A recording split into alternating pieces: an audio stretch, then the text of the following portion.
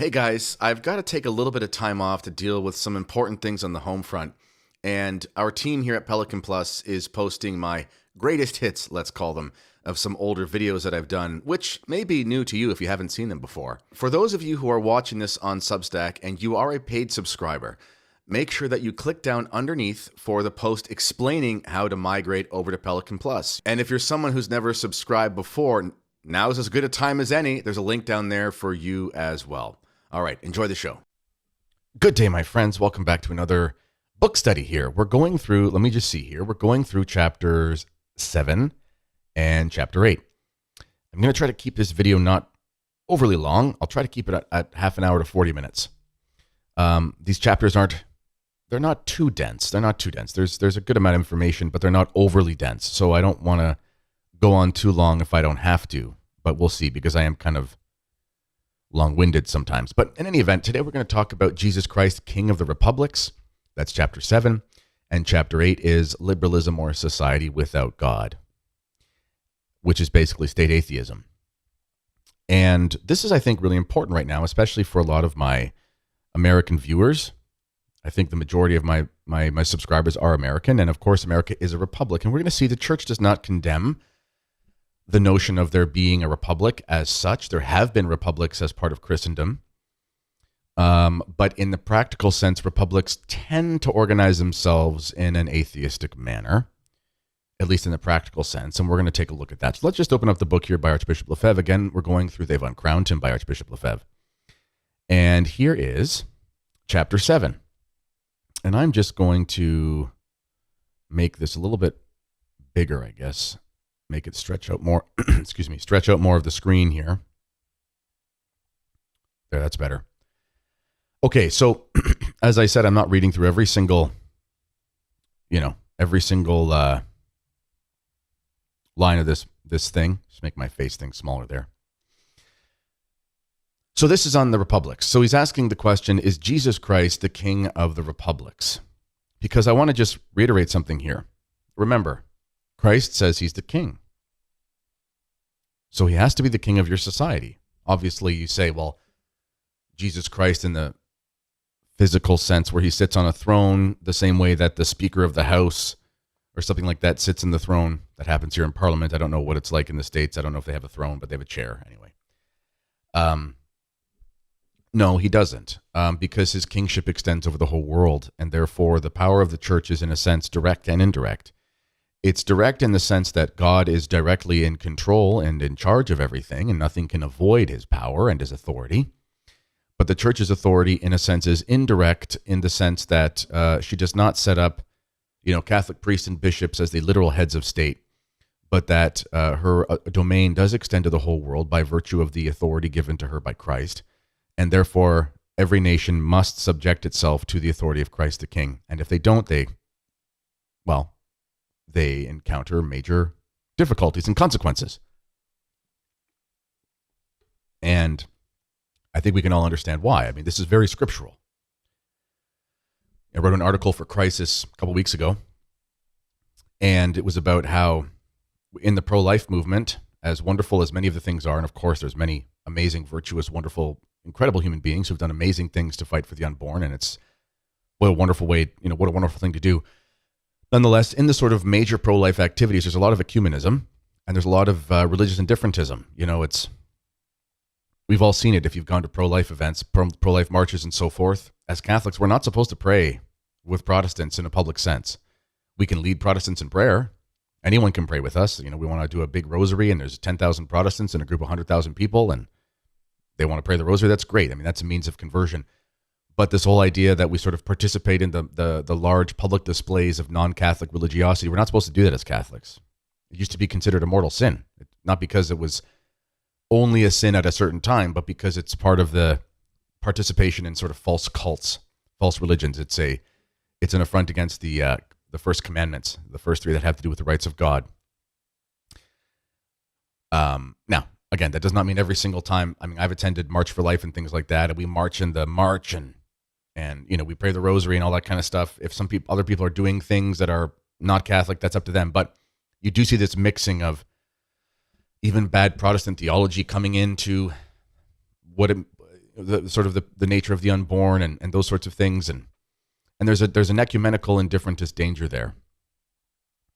And this is something that when I wrote in this article, I said, people think this is a kind of a minor thing, but if you look in the Old Testament, the kingdoms that fell, Solomon's kingdom began to crumble not because of his personal immorality, not because he was, he had sexual sins.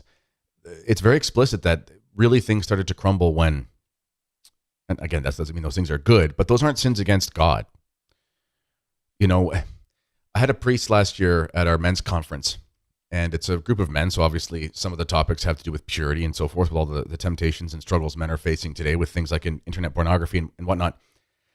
And Father came out and he said, listen, I just want to tell you, I'm not downplaying this, but you got to understand the sins of the flesh are not the most serious sins. And he didn't say, don't worry about them then. What he meant was, put this in perspective. And he gave this background and he said, because we are fallen human beings and we are animals in the sense that we have an animal nature. And those sins are almost non-rational in the sense that you sort of just almost turn your mind off. Again, it doesn't make them good at all. They're still mortal sins. But when you read things like the Divine Comedy, and he has the top layer of hell, it's like all the fornicators and adulterers at the top, they're still in hell. But the ones that are the worst are at the bottom, and they are basically the act of treason is the worst possible sin, basically, in Dante's mind and the poetic presentation thereof. And why is that? Because fully conscious rejection of the moral law for the purpose of destroying another human being or for the purpose of rejecting God is infinitely more, I don't know if the word infinitely works, but is massively more egregious than someone basically being an idiot and giving into a lower nature. Again, I'm not downplaying the nature of particular sins at all. Trust me. You know that from my masculinity work. I talk about this at length in Terror of Demons, helping men to get over their issues. But it's important to have this hierarchy, and the 10 Commandments show us this. The first commandment is, I'm God and you're not, basically, right? The second commandment is no blasphemy. And the third commandment is God's right to be worshipped, right? Keeping the Lord's Day holy, meaning the obligation to worship God in the way that he demands of us. Those are the most important commandments of God, and they have to do with the rights of God, and the rights of God supersede the rights of man. And then after that, we have the sins against neighbor. Number 4 is respect your father and your mother, which has to do with authority, patriotism, as well as the natural family.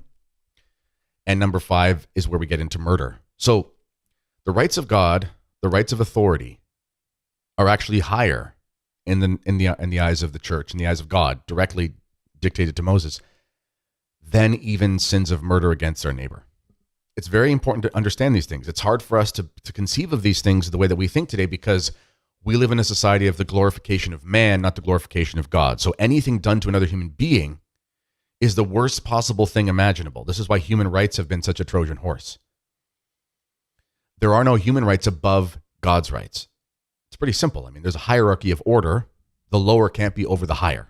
Therefore, the rights of the lower can't be over the higher. Long-winded way of saying that the kingship of Christ is baked into the natural law. It's baked into the divine law. It's baked into the doctrines of the church. It's unavoidable. There is no justification to avoid it. And the sins against the primacy of Christ are the thing that bring down a civilization even more than the sins against the flesh or sins against the neighbor and so forth, because those are sins against persons, not sins against God. Okay, so I just wanted to give that background. So here is the book again. And there's lots here. And he basically goes through the background and saying, his political understanding, how he was raised. And he said, this isn't the point here. And he says here in this paragraph that I've highlighted, he said, this is Archbishop Lefebvre, you will understand, therefore, that my personal political thought on the government that is best suited to France, for example, is of little importance. Besides, the facts speak for themselves. What the French monarchy had not succeeded in doing, democracy has brought into being: 5 bloody revolutions, 4 foreign invasions, 2 plunderings of the church, exilings of the religious orders, suppressions of Catholic schools, laicizations of institutions, etc. That's only in 150 years in France, or a little longer than that. 200 years, I guess. Not even quite 200 years. How long is that? I mean, yeah, basically 150 years. Next page. Oh, it's the same thing again. Other side of it, it says the democratic ideology. So here, Archbishop Lefebvre is making a distinction between the notion of democracy or polity, meaning the sort of involvement in the political activity by the citizens in a direct sense, which is not condemned by the church, and in fact is a good thing and is part of pretty much every regime in the past. None of them were sort of pure authoritarian monarchies, despite what the revisionist historians say. That really was never the way it was. And the democratic ideology. And we'll see the differences as we go. But keep that in mind. The difference between sort of the idea that the democratic principle of you involve yourself in the governance of your communities, which is totally legit and awesome and a good thing. The distinction between that and the notion that it is the power coming from the people, so to speak. Because then it's not the power coming from God. It's a reversal. It's bottom up. It reverses the created order by God. So this is the democratic ideology, which is bad. Archbishop Lefebvre writes, sprung from the liberal postulate of the individual king, meaning that the individual himself is the king. The democratic ideology then is built up logically. Individuals go into their social states by means of a conventional pact, the social contract. You probably heard that before, right? Conservatives and politicians of all stripes like to talk about the social contract, social compact or contract, which is, says Rousseau, a total transfer of every associate with all his rights to the whole community. From that derive, first point, the necessary popular sovereignty. The people are necessarily sovereign. They have their power only from themselves, and they keep it even after they have elected their governors. This is something, again, I love Tucker Carlson. He's probably one of your favorites. He's awesome. But I always cringe a little bit when he's got wonderful ideas. I mean, the guy's like 95% there, but then he's got these certain sort of very Americanist, and Americanism was a condemned error, not being American, but it's a type of thinking. He's got these very Americanist ideas, which makes sense. And it's all about, it's the people that tell the government what to do. It's the people that give the power to the government. It's and that's a very kind of rugged individualism thing. And it's a problem. As much as it makes sense on the natural sphere, it ultimately makes the individual the arbiter of morality. And that's not a good thing. The next point is the illegitimacy of every regime that does not have as a basis the popular sovereignty, or that in which the governors assure them that they receive their power from God. So the democratic ideology sees as illegitimate regimes that don't see the people as the basis of sovereignty. So the people's power, not God's power. And it sees governments as illegitimate that assure them that they receive their power from God. As a consequence of this, we have in practice, first point, the struggle for the universal establishment of democracy. This is extremely important because you actually see this as a rallying cry of all the communists. So once you accept this principle that the way a society must run as a matter of how things exist, as a matter of basic reality principles, once you accept that, then now you're in a position where you look around the world and you see all of these nations historically. This is not as much the case anymore, but it still was even in the last century in many places. It's really only the case in basically Muslim countries at this point. They look around the world and they see every state that does not have democracy as an existential threat to the people, right? And isn't this we look back on the Iraq War and things like that, these things that, of course, have turned out to be disasters, and we know more now than we did, then, and things are pretty clear. Although I'm sure many people, I was young when it started. I didn't really have any opinions on it. I was, 12 years old when they went to Iraq, or maybe 15. It was 2003. Maybe I was 15. I didn't have any opinions on it. I'm not in the States anyway, so it wasn't really a thing for me to begin with. But point being, we know now that these things have been disasters. But what is the when you listen to sort of the politicians and the campaigners talk about what are we doing in the Middle East? What are we doing in Iraq? What are we doing in Afghanistan? Canada went to Afghanistan, right, to support the U.S. Well, we're helping them to set up democracy. Really? It's worth going over and like a bazillion civilians dying to set up democracy? Well, the understanding behind that is, I mean, the opposite must be even worse. I mean, that's what you have to believe. I mean, the opposite to democracy is such an existential threat that we got to kill a bunch of people in order to set it up because it's really actually good for them when we do that, right? This is the struggle for the universal establishment of democracy. This is what all communists use. I mean, look at the way they talk about Donald Trump. Again, Trump is imperfect, but he's more in line with sensible thinking than the communists for sure. And what do? They label Trump as a threat to democracy. Donald Trump is a threat to democracy. So we should probably shoot him. And that's how the communists talk. They use this because the communists are opportunists, right? They're obviously not Democrats they're not democratic in any sense of the term, but they use that call for, you shouldn't have the rights of God in your society. You shouldn't be ruled by some sort of ruler. You should be ruled by yourselves. It's the people. We will have a state for the people, and then we'll kill you all in gulags and concentration camps because it's democracy. That is the error of the democratic ideology. The next point, well, I just said it without even seeing it. You see, I've read so much Archbishop Lefebvre that I forget. And he says, the crusade of the democracies against every regime that makes reference to divine authority. Just what we've just said. In this regard, the Treaty of Versailles, we're taught that's a good thing in high school and history class. The Treaty of Versailles of 1919, which suppressed the last truly Christian monarchies, was a liberal, precisely Masonic victory.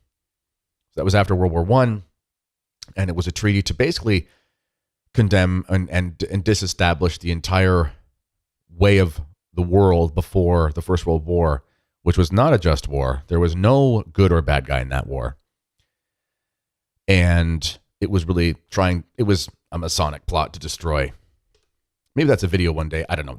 I need a huge, maybe I should interview Charles Coulomb about that because he would know. But yeah, the First World War was bad.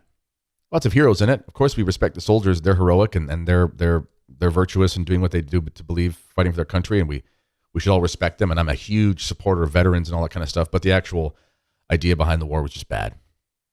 Next point, the political rule of the majorities who are supposed to express the sacrosanct and infallible general will. So what you end up having is, it's a very basic thing. If you believe the power comes from the people, then how do you see it? Because obviously not every single person believes the same thing. Well, then it's just the biggest group. Well, 70% of the people here believe this, so that's really what is the power. Well, eventually, what are they going to do? They're going to kill you, right? Democracy always leads to slaughter. Always. When it's played out to its logical conclusions. It leads to, it leads to just massively unjust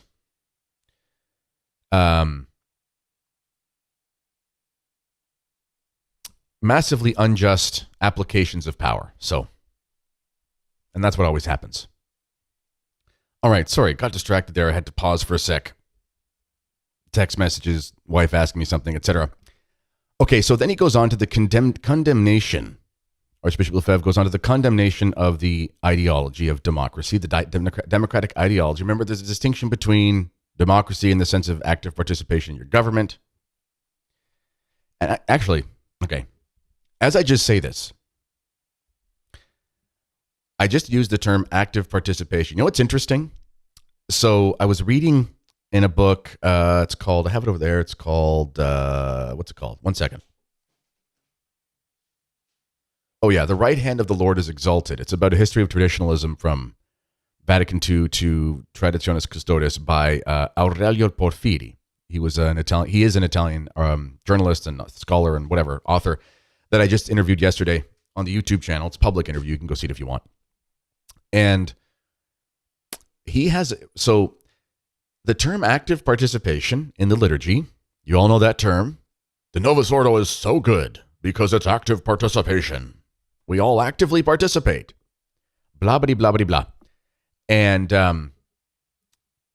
People will say, well, that was from Pius X. Well, actually, the original Latin from Pius X doesn't actually have the term active participation. There was an Italian translation that had it. Now, active participation can mean anything from just reading your missal, that's active participation, to praying the rosary, to whatever. Like, you're actively participating if you're there and you're praying. That is active. But you can see how this notion that is good of you participate in the governance of your society in the democratic sense of you're part of it. You participate, like you're there. You give your will and your energy towards the goodness of the thing in whatever station you're in. That's totally fine. But the ideology of democracy is that your will as a participant is the sovereign will, is the thing that is the source of the authority. We see that ideology of active participation, again, not notion of participating actively, but ideology of active participation in the liturgy. The Novus Ordo liturgy is a very democratic liturgy. It suffers from the ideology of democratic active participation, meaning it's for you, not for God. And that's why they'll say liturgy is the work of the people. That's one of the biggest myths ever. But anyway, so back to the book. And he says, the popes have never ceased condemning the democratic ideology. Leo XIII did this in his encyclical Diuturnum. And I just highlighted a small portion there at the top. The main problem is that people pretend that all power comes from the people, which we've been over. And a portion underneath that I thought was important. However, it is important to remark that here that if it is a question of designating those who should govern the republic, the designation can in certain cases be left to the choice and to the preferences of the majority without Catholic doctrine putting the least obstacle to it. This choice indeed determines the person of the sovereign, but it does not confer the rights of sovereignty. It is not authority that is established. It is decided only by whom it should be exercised. Lefebvre adds, therefore, all authority comes from God, even in a democracy. And this is really important because, again, you can have this active democratic participation, but you don't bring the authority into existence with your choice. You see, this is a major philosophical error. It's really at the heart of all of the philosophical problems, is the idea that your will for something to be makes it be. It's really a Gnostic, New Agey principle. I mean, you remember that fad? I mean, it's around again in different names, but I was in high school, and I remember working at a Starbucks. I used to work at a Starbucks. You can make fun of me later for it. And I used to work at a Starbucks, although it was a lot less LGBT back in the day. I remember when we worked at one downtown London, Ontario. It was kind of just this like coffee shop, cool place to work. There wasn't the huge Starbucksy social justice culture. I never really saw any of that. I mean, it was an eclectic group of people I worked with just because it was an urban center and whatever. But to be honest, there was no feeling of woke as a policy or something like that. It was pretty much just centered on coffee, and it was good coffee, and I enjoyed working there. Nonetheless, I understand Starbucks donates to Planned Parenthood and stuff like that. I'm not saying it's a good company. I'm just saying I'm trying to defend myself here against the accusations. People are going to say Kennedy is like a crypto LGBT infiltrator. I'm just joking, but because he worked for Starbucks, I just want to say I have nothing to do with the LGBT-ness of Starbucks. In any event, one of the guys I worked with, nice guy, just a regular guy, and we had a lot of fun together, but he comes in, he's, man, I watched this thing last night called The Secret. I'm like, what's The Secret? I didn't end up watching it, by the way. He was describing this movement of The Secret that was such a big thing. You know, I'm 36 now. I started working there when I was 16. Yeah, so almost 20 years ago. Was I 17? Whatever it was. It was almost 20 years ago. Talking about this thing, The Secret. And it was basically like, you know, you keep in your mind this thing and you believe this thing and you write it down and every day you think about it and you vision it and it's going to come true. There's obviously like a half truth in that. You know, you keep your goal in mind and you go towards your goal. That's totally fine. I mean, you write a budget down and you stick to your budget, or, you know, you look at I was watching a movie the other day with my wife. It's called The American Underdog or something. It's a story of that NFL quarterback, Kurt Warner. It's a fun movie. I mean, I thought it was fine. It's a human story. It's not like everything he ever did or everything everyone did was moral or something, but there wasn't a bunch of swearing or anything in that movie, and there was no sex scenes or anything like that. And it was just the story of Kurt Warner, who seems like a pretty good guy, just following his dream to be an NFL quarterback, and it's a success story and whatever. Anyway, he kept writing on his calendar like the NFL draft day, and he kept saying like, I'm going to play in the NFL. I'm going to do it. He'd get knocked down and he'd say, I'm not going to give up and I'm going to keep doing it. He would just sort of put that out there in the sense of, I'm going to commit myself to this. Nothing wrong with that. I mean, you commit yourself to success and a goal and whatever, and that's a psychological key that you have, and that's totally fine. But the problem becomes is like you believe that your thoughts about what you think your thoughts change it, as if you have super magical powers. Today they call that manifesting, right? I'm going to manifest this. And it's like, well, no, you're not, because you're not a wizard. So that's not going to work. That's stupid. Maybe you are a wizard and then that's bad. Please get away from me and go to confession and save your soul. But democracy is kind of like that. People believe that we will decide by our collective will who gets the power. And he has that power because we give it to him. It's like, well, how do you give it to him? Think about that for a sec. We give him the power. From what? Do you like lay hands on him like a charismatic? Do you like put out your jazz hands? You're like, woo, I give you the power. You can't give them the power. Of course, as a mass of people, you can make a decision to not put up with certain things. There's just like this ability of this practical compliance or non-compliance. Sure, fine. But you can't actually give power to an authority, because then you're saying that the lower gives it to the higher. Completely opposite of how reality works.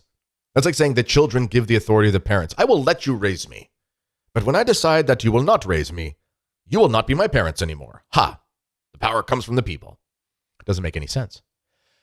That being said, once the power is established as an office, as a tradition, as a custom, as a head of state, whatever, then the people can have an input saying, we would prefer this man to govern us, and we agree on that.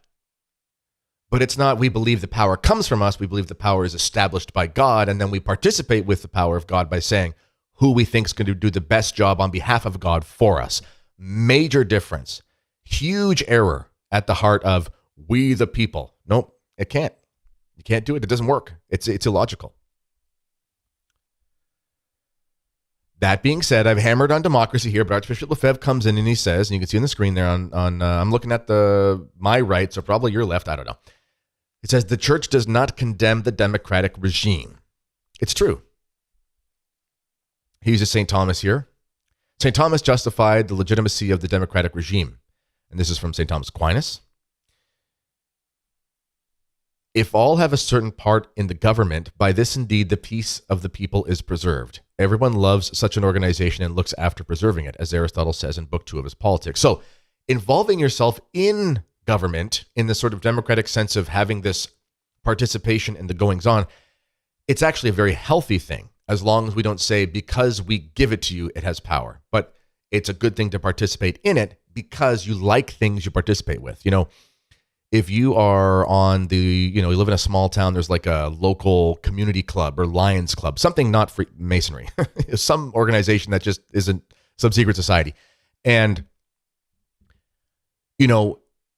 when you go, there's a Lions Club in our village and those guys are awesome. I mean, they hold bingo nights and they raise money for the parks and they pay for hockey programs. And, when people are sick, they like get together and they use their funds and whatever. And from the rally, they rallied off a car for community funds or something like that. And they help them. They just help people. They're just good people. And they encourage people to join. And to be honest, the people that join are like the most kind of patriotic for our town. They really love our town. And it's really cool. It's a really great thing. They kind of participate in making the thing function, right? And that makes you love the thing more. That's a good thing. One of the big problems is that we have people, just generally speaking, don't want to involve themselves in politics because it's so bananas, which I get. But it really distances you from that, and it leads to a lot of animosity between you and the power structure. And the ironic thing is,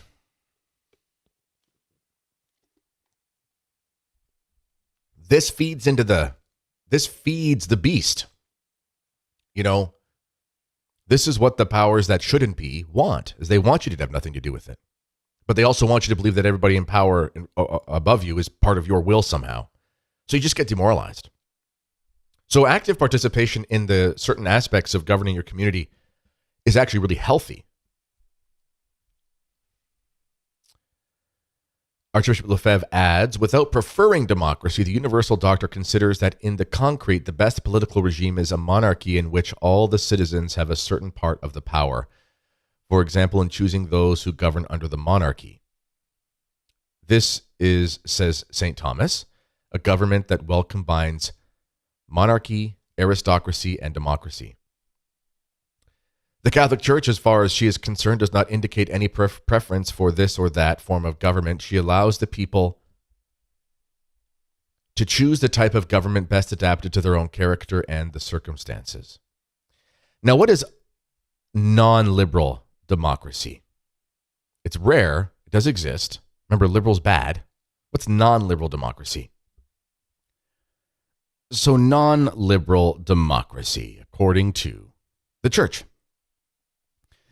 I didn't highlight this part, but I'll just read this tiny part. He says, I admit that a non-liberal democracy is a rare species, vanished today, but it is still not at all an idle fancy, as shown by the Republic of Christ the King, that of Ecuador, of Garcia Moreno in the last century. We're not going to go into Garcia Moreno here at length, but he's an incredible Catholic statesman, murdered by the Freemasons, of course.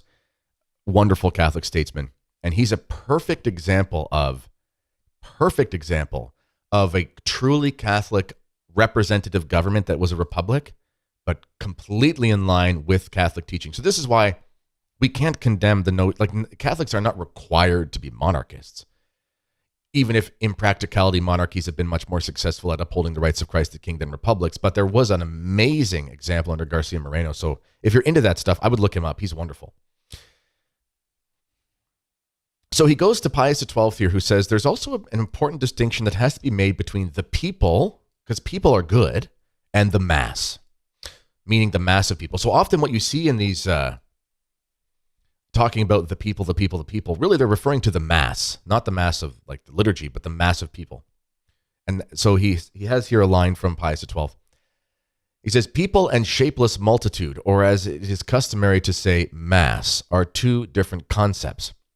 The people lives of the fullness of the life of the men who compose it, each one of whom, in the place and in the manner that is proper to him, is a person conscious of his own responsibilities and of his own convictions. The mass, on the contrary, waits for an impetus from outside, plays easily into the hands of whoever exploits their instincts and their impressions, being quick to follow by turns today this flag and tomorrow that other one. These are awkward translations because these probably weren't even in English or French. It was probably just Archbishop Lefebvre translating Latin to French and then that's to English. But anyway, point being, what is Pius XII telling us here? People are good, obviously. I like people, you like people. If you're anti-people, don't talk to me because you're weird.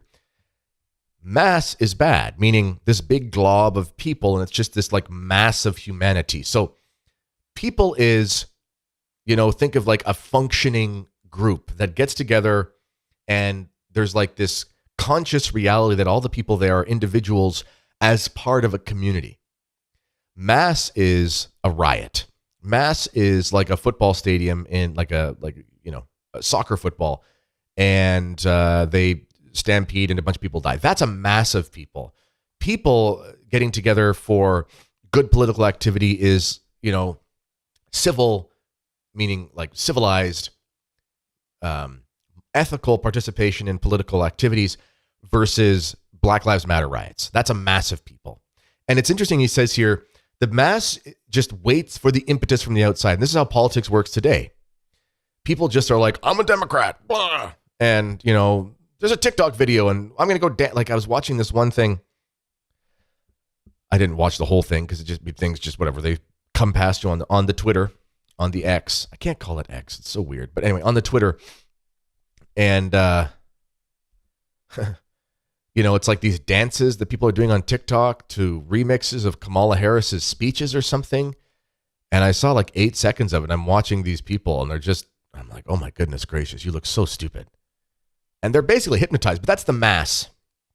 That's just like campaign, release the propaganda, release the impetus, move the massive people, dangle I used to work in a burrito shop when I was in university, teacher's college, actually. It was called Burrito Boys, and it was the only job I could do because it was like basically a night shift, and I had to balance my school commitments and whatever. And I remember we were open till like 3 a.m.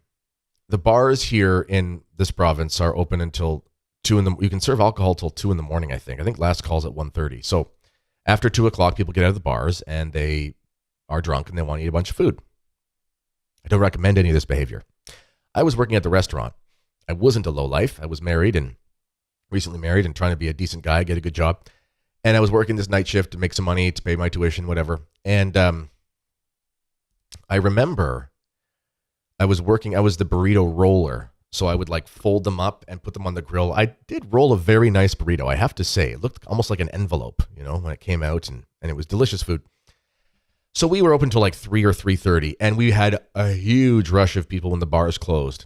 And if you've ever seen that movie, that show The Walking Dead, or any sort of zombie thing, and they just kind of like walk around like brrr, and they just like move around, and like a bird chirps, they hear a noise, and they all just like change and walk that way.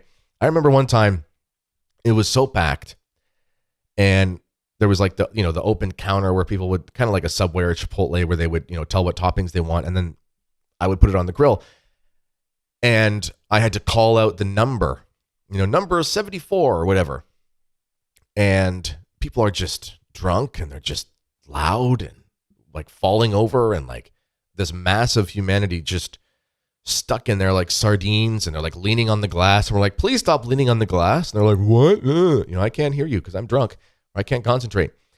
And I would have to yell out the numbers, and people would just reach for the food like zombies, like, oh, my food. It's not my food. Oh, next one, my food. And that's a mass of people. Don't be like that. Completely unrelated story. One night, there was a couple guys, complete morons. Little backstory. I didn't like this job, obviously, because it was whatever. Who wants to work in the middle of the night, serve a bunch of drunk people? But a friend owned the place, and he gave me the job, and it worked for my school schedule. So I was happy to have the job, but I didn't enjoy it. So I was often not in the greatest of moods. And at this time, I was deep into playing for this really high-level men's rugby team. It's kind of like semi-pro rugby. A lot of my teammates were playing with Team Canada, and I had dreams of maybe playing for the provincial team, and I was close. I never made it, but I had these dreams. So I was in really good shape. I was lifting a lot of weight, and I was like kind of switched on.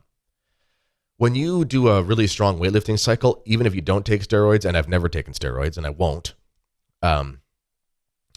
but anyone who has healthy testosterone levels and gets into a real heavy weightlifting cycle will tell you that your natural levels of testosterone, they rise. They really do rise. That's why we have such a dip in testosterone in our society.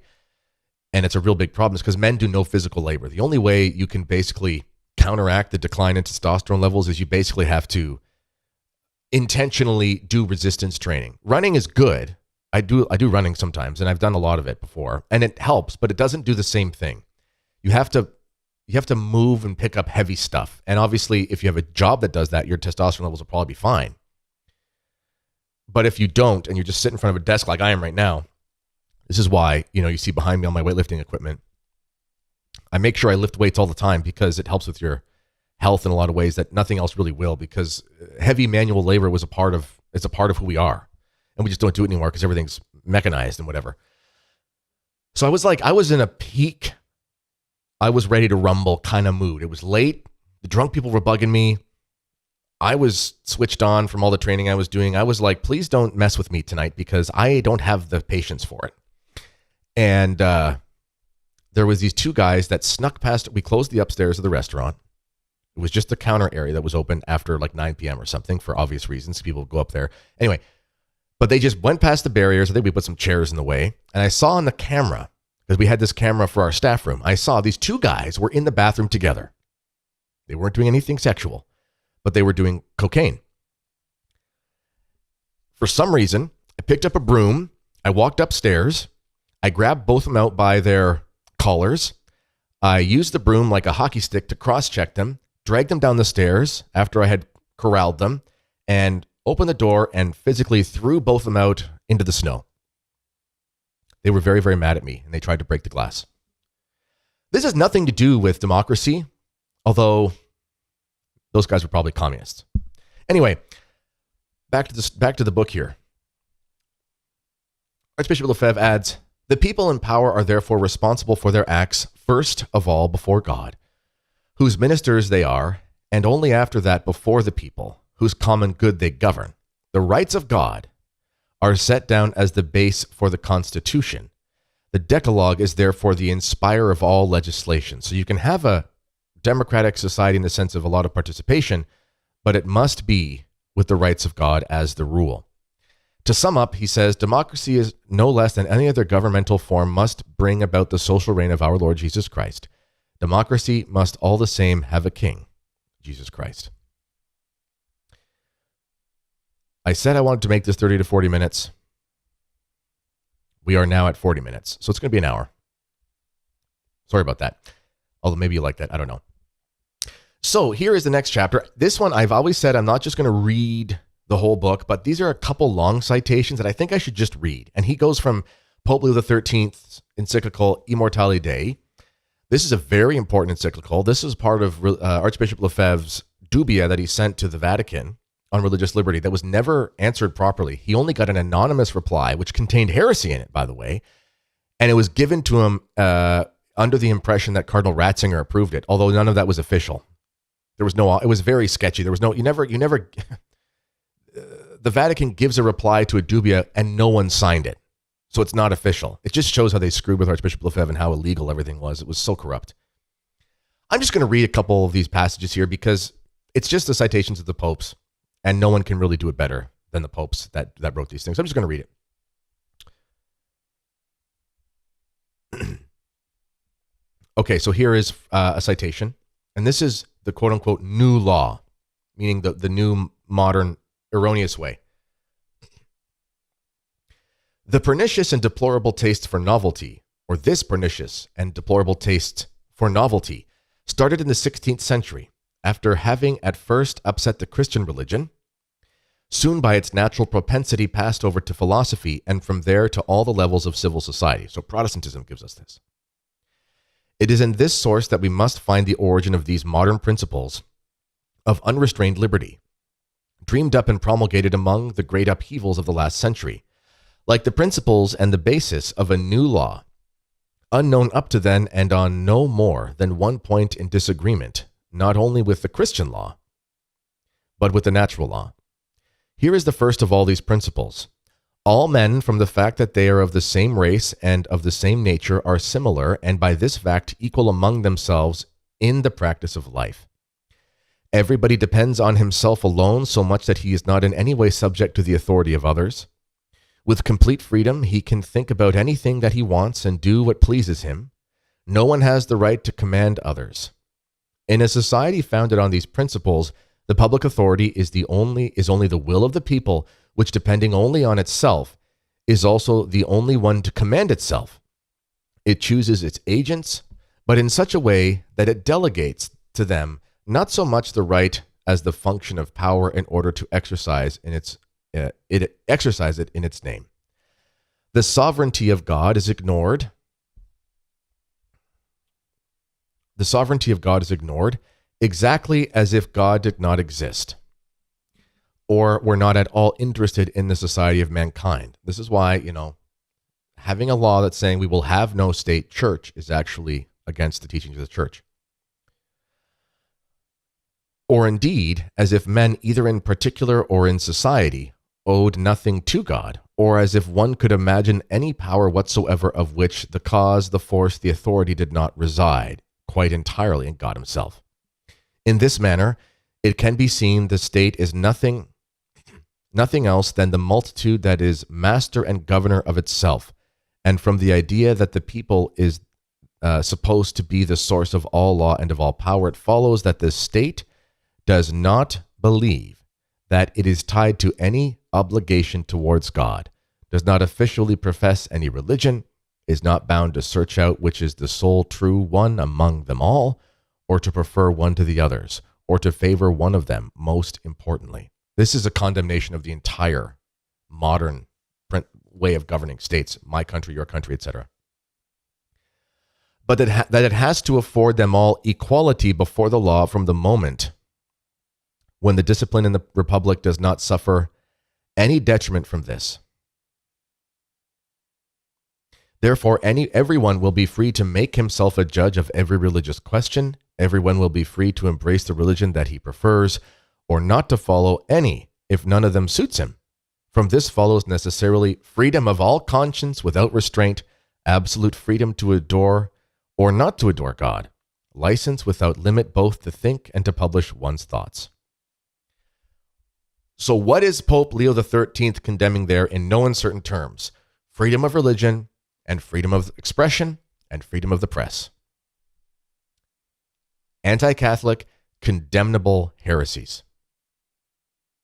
Against the natural law, against the eternal law, against the Ten Commandments, against teaching of the popes. Boom, done. Very uncomfortable fact for a lot of people. It's the way it is. And I think you can see by now why that's the case. And what are the consequences of this new law?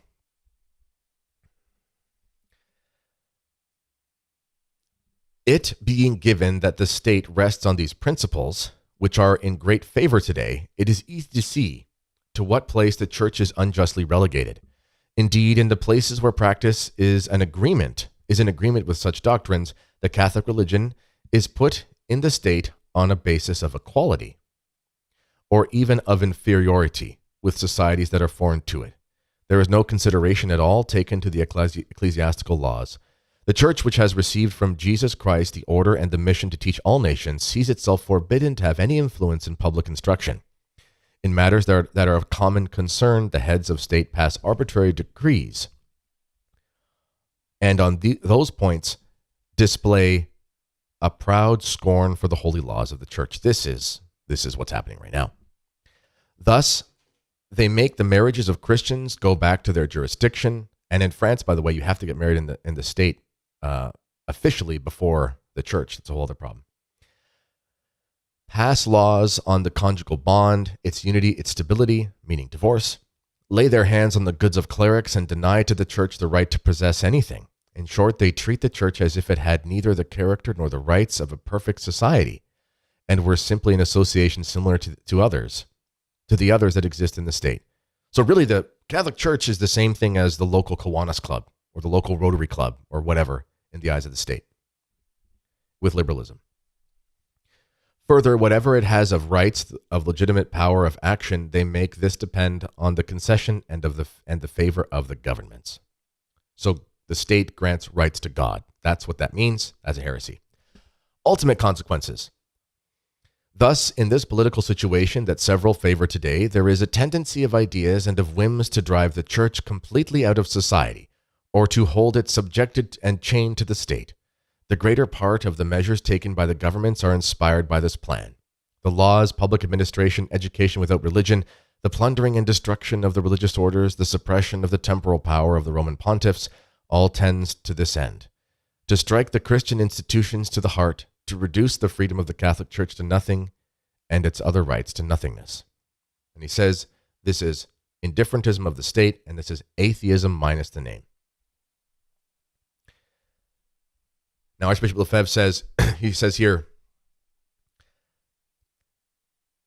laicizing liberalism at work at Vatican II, and I quoted, highlighted a small part, and he said, at Vatican II, the principle of the laicism of the state.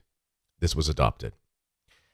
This is what happened after Vatican II. You can find official records of this, of Paul VI even asking countries that had Catholicism as the official state religion to strike that from their constitutions. This is on record. This was the fallout from Vatican II. And I'm not going to read the rest here because a lot of it's repetition, but just this one last paragraph on the last page of the chapter. Beyond a doubt, Vatican II does not affirm the first principle of liberalism, which I call here individualistic indifferentist rationalism. So that's true. Vatican II does not pretend that we should not be governed by God individually. Vatican II does not say that.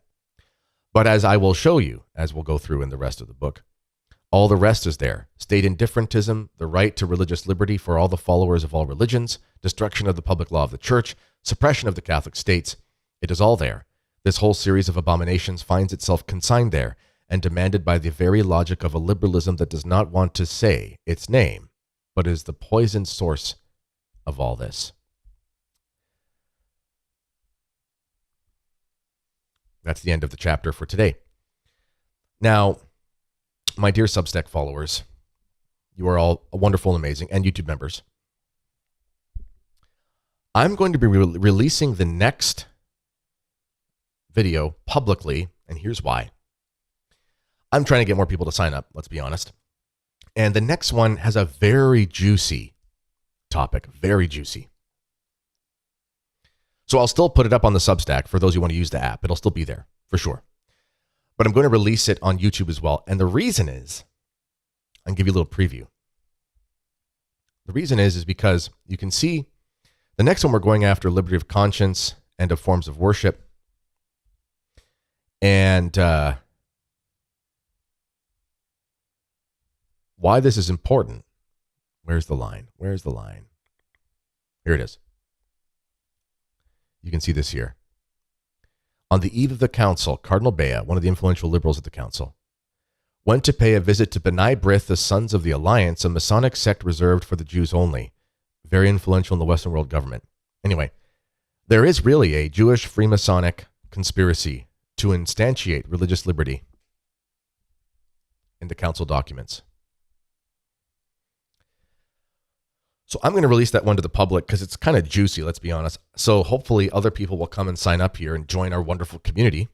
So this series is for paid subscribers, but I'm going to give a sort of free preview.